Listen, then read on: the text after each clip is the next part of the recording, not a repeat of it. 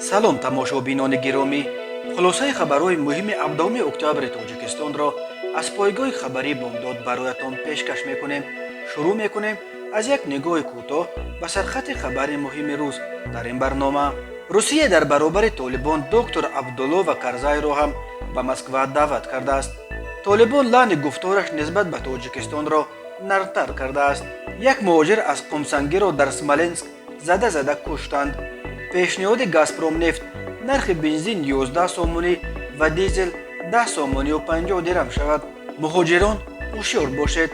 дар Русия дар як рӯз аз коронавирус 1000 кас ҷон бохтааст.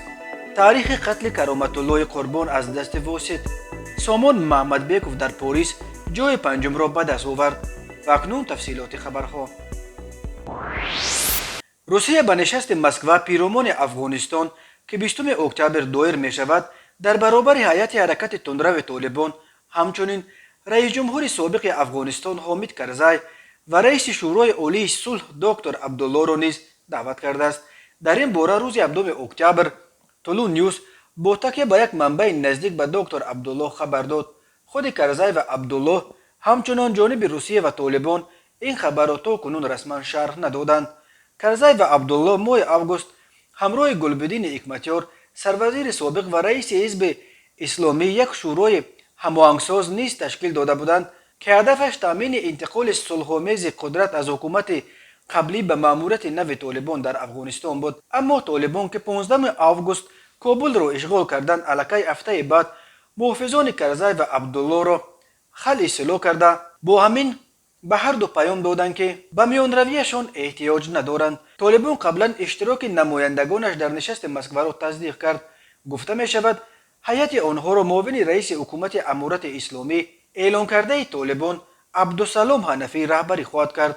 бо гузашти беш аз 2 моҳ аз тасарруфи ҳукумат дар Афғонистон то кунун ягон кишвар режими нави толибонро ба расмият нашинохтааст ва зоҳиран ҳайати толибон дар Москва талош хоҳанд кард то кишварҳои иштироккунандаи нишастро ба эътирофи ҳукуматашон моил кунанд. вале намояндаи хоси президенти Русия дар умури Афғонистон Замир Кобулов изҳор дошт ки ҷониби Русия мехоҳад дар ин нишаст эродҳои худро ба тарзи ҳукуматдории толибон баён дошта вазъи пешомада дар Афғонистонро баҳс кунад.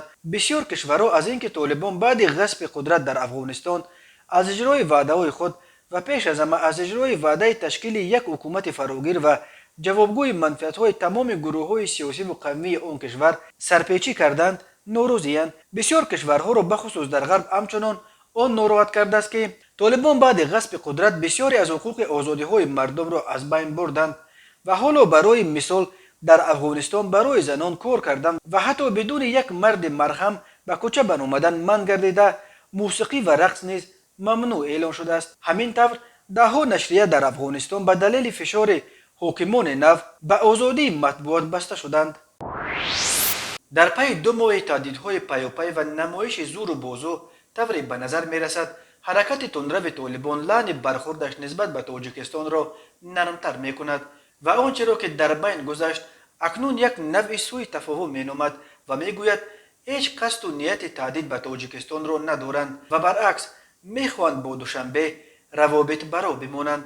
Забиҳулло Муҷоҳид, муовини вазири иттилоот ва фарҳанги Иморати Исломӣ ва сухангӯи асосии толибон, дар мусоҳиба ба шабакаи телевизионии ATR News аз корбурди ҳар нави лаъни шадид дар тарафи мавқеи ин ҳаракати тундрав ва Амурати Исломӣ нисбат ба Тоҷикистон худдорӣ карда гуфт: Амурати Исломӣ ҷӯёи равобити аҳсана бо тамоми кишварҳои ҳамсоя аз ҷумла бо Тоҷикистон аст.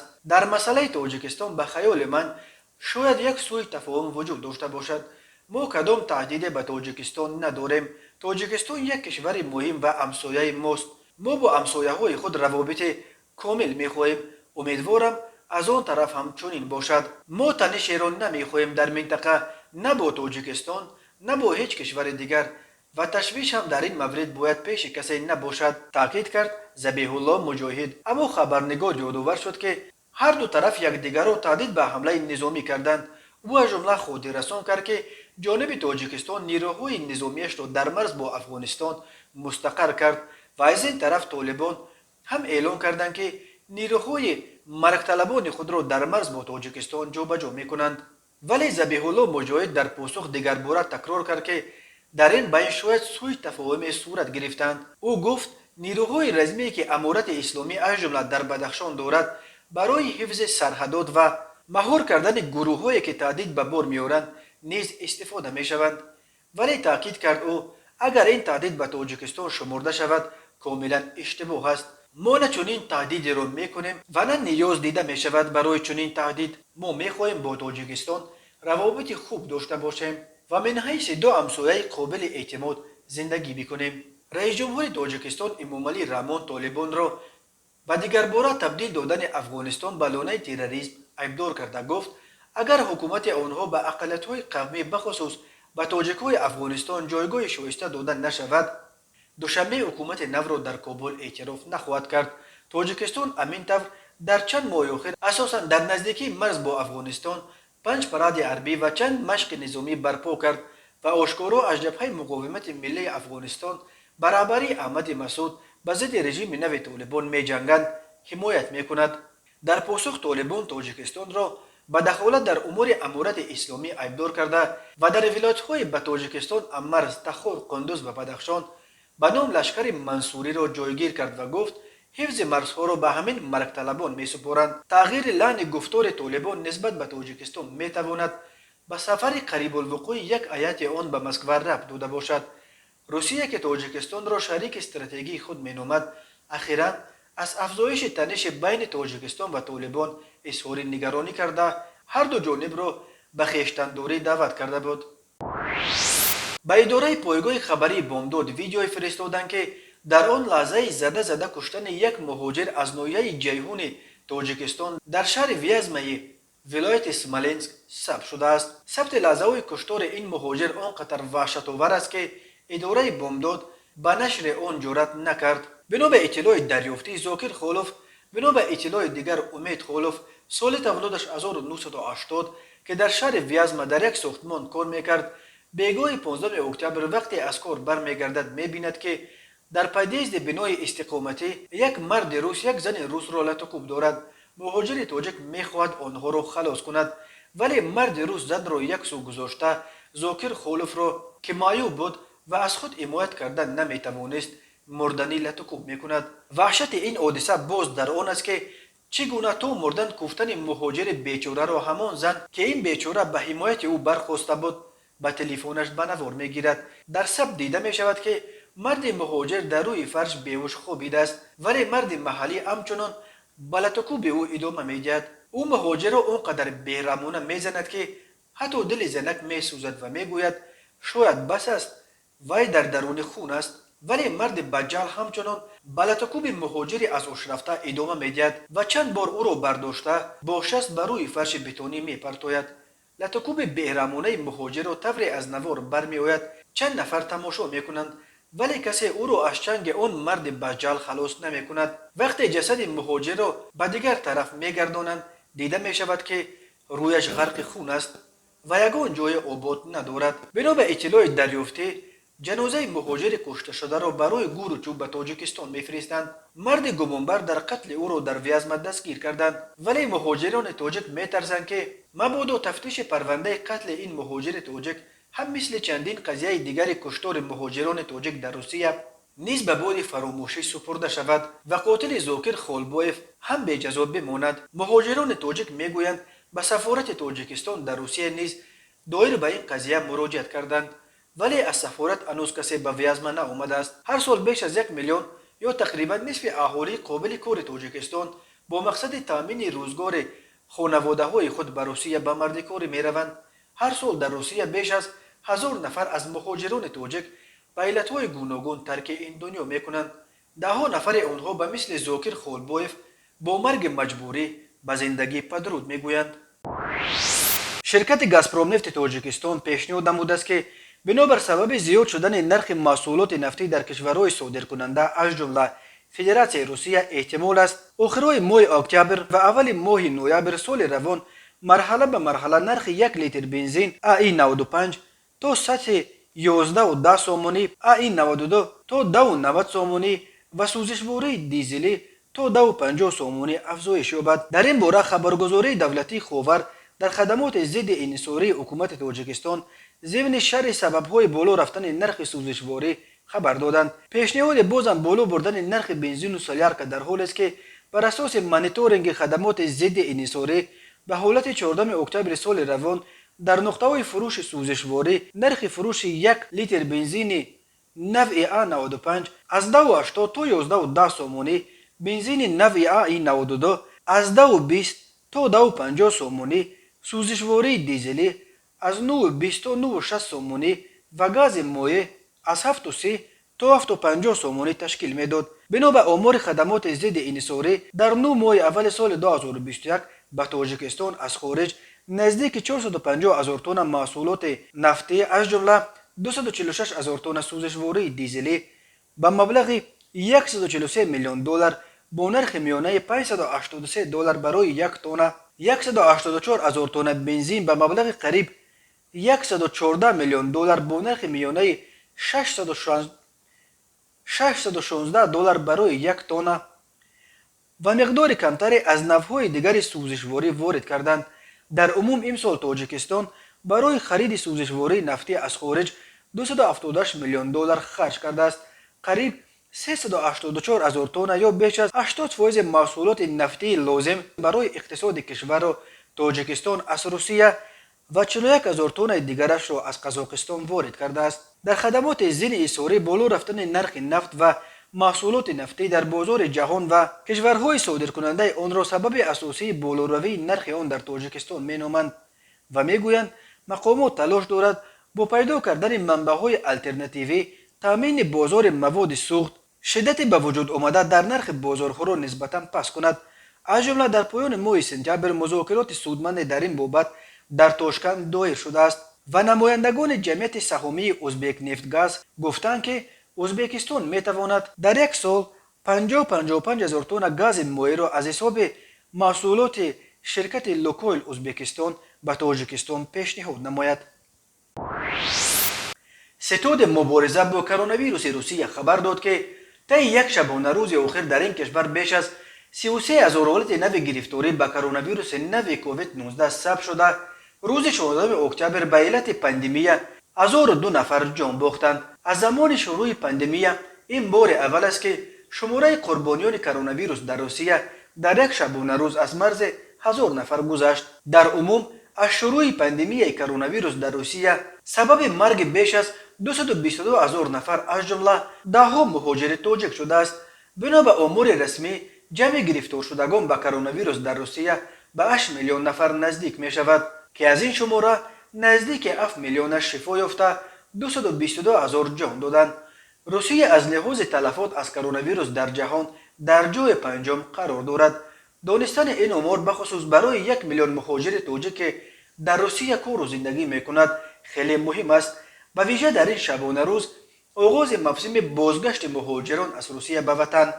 طبیبان در تاجیکستان خوف دارند که موسم بازگشت مهاجران از روسیه، کشوری که با موج فوق‌العاده عظیم کرونا ویروس روبرو شده است، میتواند منجر به اوج دیگرباره این بیماری در تاجیکستان شود. مقامات رسمی تاجیکستان که از 13 سپتامبر به این طرف در طول بیش از یک ماه ادعا داشتند که گویا در کشور یگان حالت نو سرایت شهروندان به کرونا ویروس ثبت نشده است، روز 15 اکتبر 2 مورد نو گرفتاری به پاندمی را اعتراف کردند.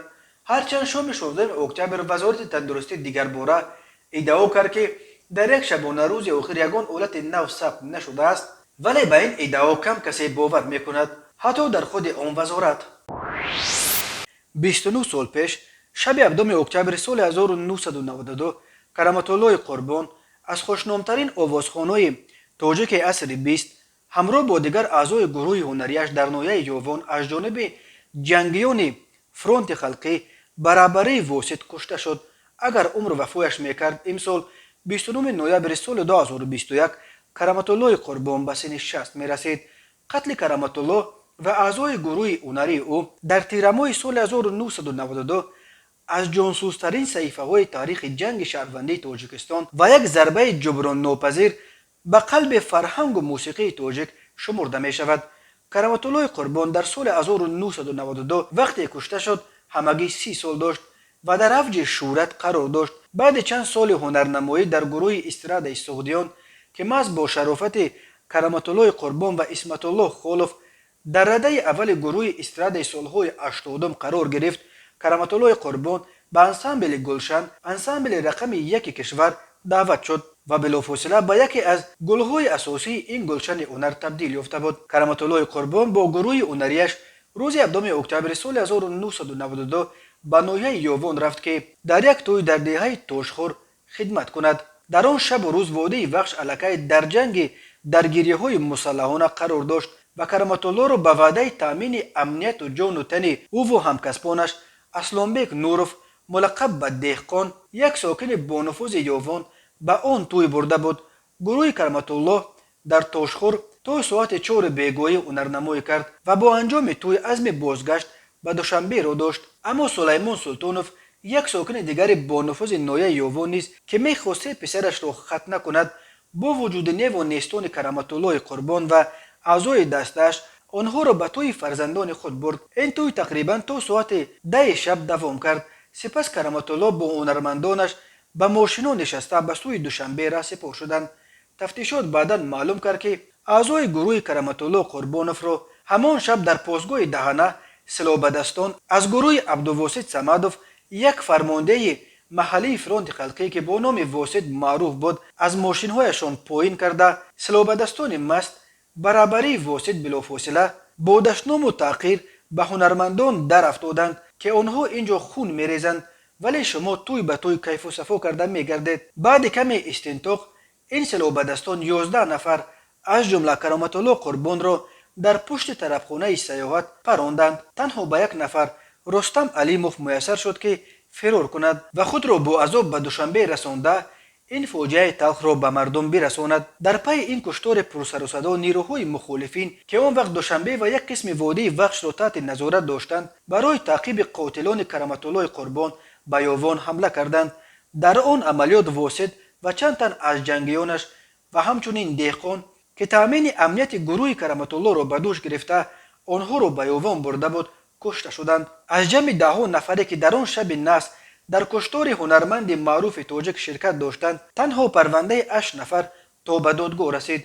دادگاه عالی تاجیکستان روز 18 دکبر سال 1995 با جرم دست داشتن در قتل کرامت الله قربان و 10 تن از همراهان او، 2 نفر قربان و سولیف را به 12 سال، 2 دیگر کاوراکوف و مولانوف را به 5 سال و کینجایف ملقب به ملیش را به قتل محکوم کرد. 3 نفر دیگر اورونوف، جورخانوف و اشوروف برای خدمت‌هایشان در برقرار کردن ساخت کنستیتوسیونی مورد عفو قرار گرفته از تالار دادگاه آزاد کرده شدند. حالا هر دو فرزند کرامت الله قربان، محمد رفیع و نوزه کرامت الله، به کمال رسیدند و رای پدر جوان مرگش را پیش گرفتند و امروز یکی از ستاره‌های استراد تاجیک اعتراف می‌شوند. مخلصان میگویند به خصوص محمد رفیع هم به صورت و هم به سبک خواندنش خیلی به پدرش مانند دارد.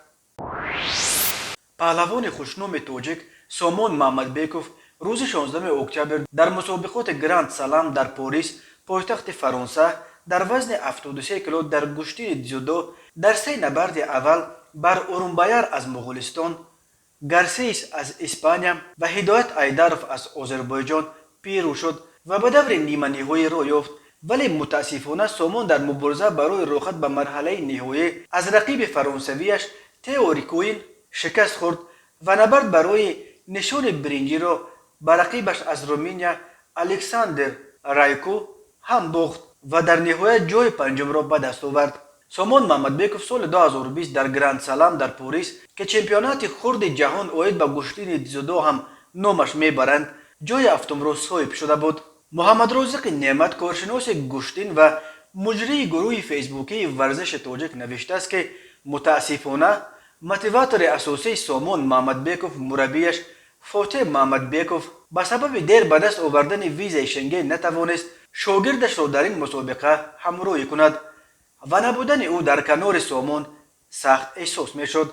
محمد رازق نعمت در عموم هنرنمایی سامان محمدبیکوف، تنها ورزشگر تاجیک در مسابقات پاریس را موفق نامیده، نوشته است که جای پنجم در مسابقات مثل گراند سلام پاریس بهترین است. او 3 پیروزی سومون در 3 نبرد اول در پوریس 3 نبرد زیباترین سومون نام برده، بخصوص از غلبش بر هدایت ایدروف از آذربایجان که 2 کرات جایزه‌دار قهرمانی جهان و قهرمانی جودوی اروپاست ستایش کرده است. тамошобинони азизу гиромӣ, ин буд муруре ба хулосаи чанд хабари муҳими имрӯзи тоҷикистон. хабару гузоришҳои бештар аз тоҷикистон ва дар бораи тоҷикистону атрофи онро дар сомонаи пойгоҳи хабари бомдод дар ин нишона пайгирӣ намоед: www.bomdod.com. хуш бошед.